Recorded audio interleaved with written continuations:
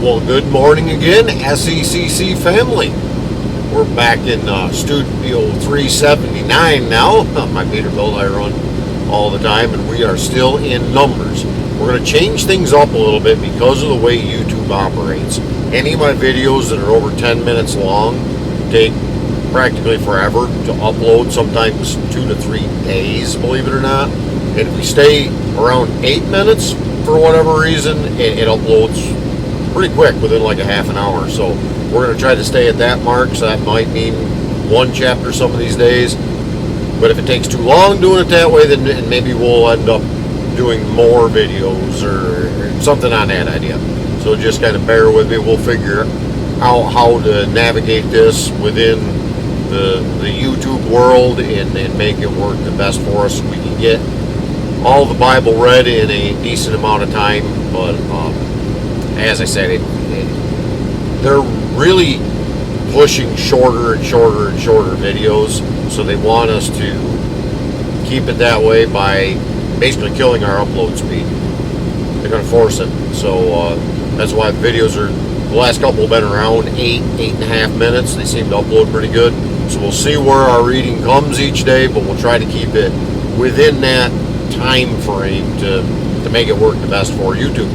So today we're going to be in Numbers. What chapters we'll do, we will find out, depending on how much I trip over my tongue and all that good stuff. So Numbers, we're definitely going to be starting in number 21, and then we'll see. Stick around.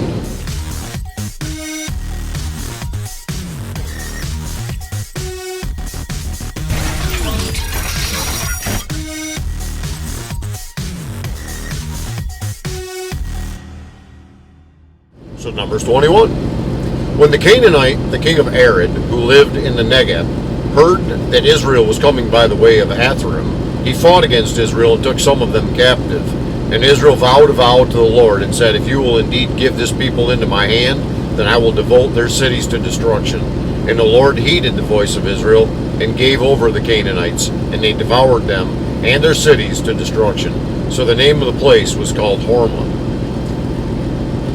From Mount Hor they set out by the way of the Red Sea to go around the land of Edom, and the people became impatient on the way, and the people spoke against God and against Moses. "Why have you brought us up out of Egypt to die in the wilderness? For there is no food and no water, and we loathe this worthless food." Then the Lord sent fiery serpents among the people, and they bit the people, so that many people of Israel died. And the people came to Moses and said, "We have sinned. We have spoken against the Lord and against you. Pray to the Lord that he may take away the serpents from us." So Moses prayed for the people. And the Lord said to Moses, "Make a fiery serpent and set it on a pole, and everyone who is bitten, when he sees it, shall live." So Moses made a bronze serpent and set it on a pole. And if a serpent bit anyone, he would look at the bronze serpent and live. And the people of Israel set out and camped in Oboth, and they set out from Oboth and camped at Li-Arabim in the wilderness that is opposite Moab toward the sunrise. From there they set out and camped in the valley of Zered. From there they set out and camped on the other side of Arnon, which is in the wilderness that extends from the border of the Amorites, for the Arnon is the border of Moab, between Moab and the Amorites. Therefore it is said in the book of the wars of the Lord, Waheb and Supha, and the valleys of the Arnon, and the slope of the valleys that extends to the seat of Ar and leans to the border of Moab. And from there they continued to Beer, that is, the well of which the Lord said to Moses, "Gather the people together so that I may give them water." Then Israel sang this song, and no, I'm not going to sing. "Spring up, O well, sing to it, the well that the princes made, that the nobles of the people dug, with the scepter and with their staffs.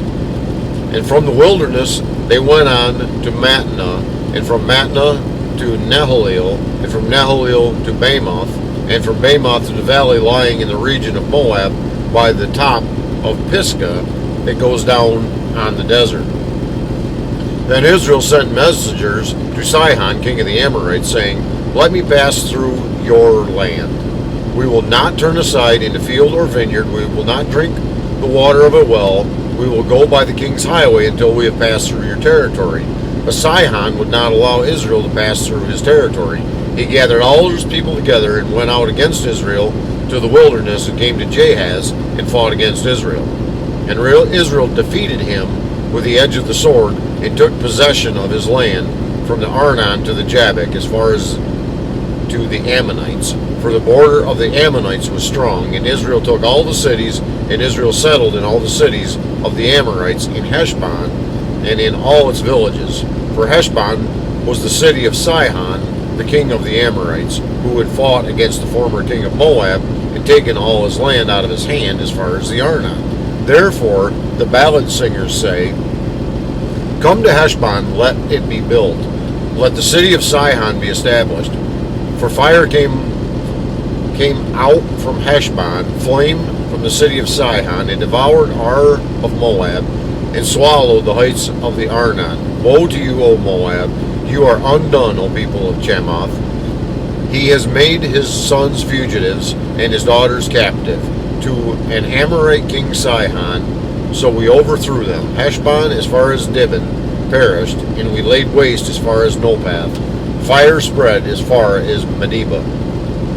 Thus Israel lived in the land of the Amorites, and Moses sent to spy out Jazer, and they captured its villages and dispossessed the Amorites who were there.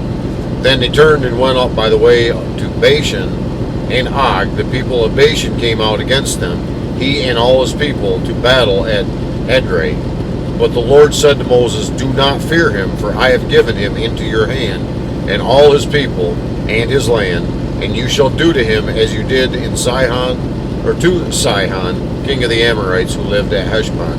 So they defeated him and his sons and all his people until he had no survivor left, and they possessed his land. So to try to stay within the YouTube time confines, that's going to wrap it up for today's reading. We're just going to be hitting the one chapter, being Numbers 21. Lord willing, we'll be right back with you again tomorrow to dig farther into our journey into God's Word. Again, we are going to be going through Genesis right into Revelation without comment, well, except for the point of saying, I'm not going to sing this. I may comment that part because you don't want to hear me singing. But until we get together again tomorrow, I would ask that the Lord would richly bless you. Yes, you. Have a great and godly day. See you tomorrow.